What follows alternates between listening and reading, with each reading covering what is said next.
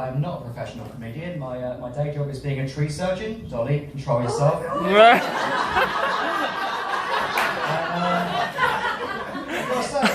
It's a lot of fun as a job. You know, you get to climb trees and dig around with chainsaws all day, and if that phrase doesn't fill you with confidence about my professionalism, I don't know what will. But chainsaws are weird, man. They make this weird kind of sawdust. Like, it's not really dust so much as it's like thin shavings of wood, right?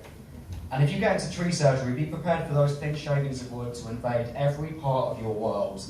Like, you know, they get everywhere, man. I come home from work, I take my boots off, you know, a whole bunch of these thin shavings of wood just falls out of my trousers. I leave a little trail going up to my bedroom. It's like, you know, on Valentine's Day when you leave that like nice romantic little trail of rose petals into the bedroom. It's like that if your love language is splinters.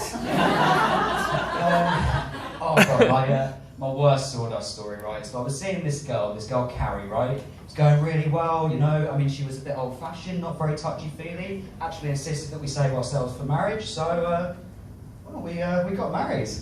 Thank you. Everyone here already knows me, and I am not married in their But yeah, also, yeah, I mean, it was a proper, like, old-school whirlwind romance, you know what I mean? I mean, whirlwind is probably a poor choice of words, firstly, because none of this ever happened. Secondly, she'd never actually meet up on windy days, she said it would mess with her hair, but I digress anyway. Our wedding day was perfect, you know, Carrie looked stunning, I was so excited, you know, I went and put the ring on her finger, I was like, ooh, Splinter. Splinter. And I looked down at my finger, and hanging from my finger was her finger, but it was made of thin shavings of wood. No, it can't be, she can't be. But at that moment, a breeze blew in the church through an open door, and I watched in horror as my beautiful bride disintegrated into sawdust in front of my eyes. A breeze picked up and blew her remains and wedding veil out of an open stained glass window. And I was alone again.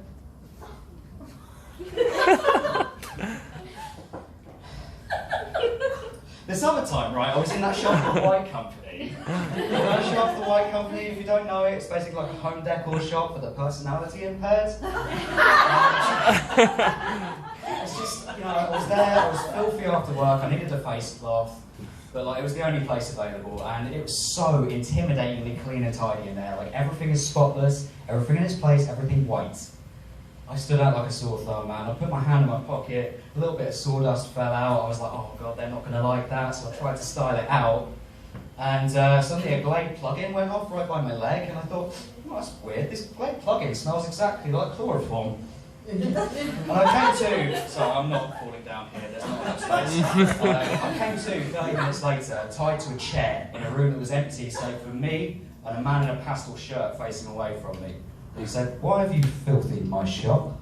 I was like, oh, come on, man, it's just like a little bit of dust. You not like hoover up at the end of the day? Like, this is the White Company. Filth and filth carriers will not be tolerated here. I was like, oh, come on, mate, come on. Like, who are you? Who gives this much of a shit about a tiny bit of mess? And he turned around. Hi, I'm Barry Scott. When my sensei was killed in a freak limescale accident, I swore bloody unending vengeance on grime, rust, and drowned in dirt. I will not rest until 99.9% of bacteria have been eradicated from planet Earth. You are a filthy affront to my new world order and must be cleansed. And he sprayed some Cillit Bang onto a cloth and he starts menacingly walking towards me. I'm like, oh fuck man, my number's up. But at that moment, through an open window blew a wedding veil, followed by a trickle of thin shavings of wood, which turned into a wave that swarmed Barry. He was all like, bang, and my control of this situation is gone. And then some of the sawdust split off and it cut me free from the chair. I was like, Carrie, you came back for me. And a voice whispered on the wind, run, Jake, I'll hold him. Wait for me outside. So I ran and made my escape, right? And I waited. And I waited, and eventually I found out Carrie married Barry. Guess opposites really do attract. I'm not bitter or anything. All I'll say is enjoy the splinters, Barry. Anyway, that rip-roaring success, the final punchline is me. So,